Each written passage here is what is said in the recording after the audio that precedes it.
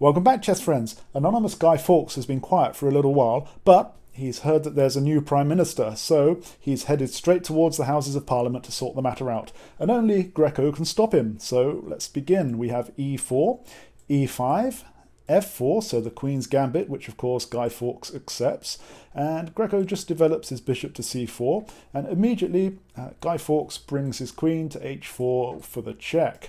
And Greco just simply steps his king aside to f1, but Anonymous Guy wants to press the attack. He brings his bishop out and he's hoping for a quick checkmate on f2, but Greco's not a fool. He blocks with d4, which also attacks the bishop, so the bishop retreats. And now Greco has a chance to develop his knight here to f3 with tempo attacking the queen, so Anonymous Guy backs his queen off to h6, and here Greco does a surprising move. He pushes his g-pawn to g3. It looks like it's weakening his king's side, but he does have some plans.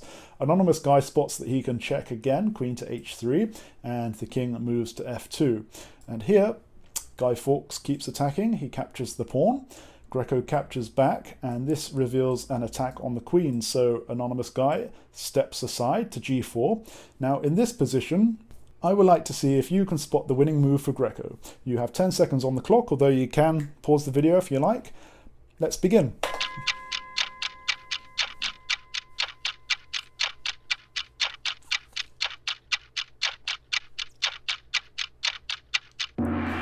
Okay, so your time's up. If you thought the winning move was bishop captures the pawn on f7 with check, then very sadly you are completely correct and you've just saved all the politicians in the Houses of Parliament. Why is this? Well, no matter what Guy does here, the queen is lost. So, for example, the king captures the bishop, then it's a simple fork from the knight picking up the queen. If it's anything else, for example, king to f8, which is the line that Greco does, then just rook to h4 traps the black queen. No matter what the queen does, it's going to get taken. If it stays here, it's going to get taken by the rook. If it takes the rook, it'll get captured by the pawn. If it takes the knight, it's going to get captured by the queen. This square is covered by the pawn, or the bishop in fact.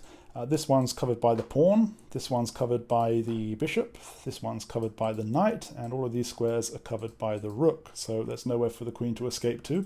But you might have spotted this bishop can give a check here, but the queen will just pick it up, and the queen's still trapped, so that's no good either. Just going back to this position, it's a very similar story if the king moves this way. This bishop is going to come up, give a check, and after, for example, the knight blocks, the rook's just going to come to h4 and pick up the queen just as before. So very sad for the queen, and on that note, long live the king.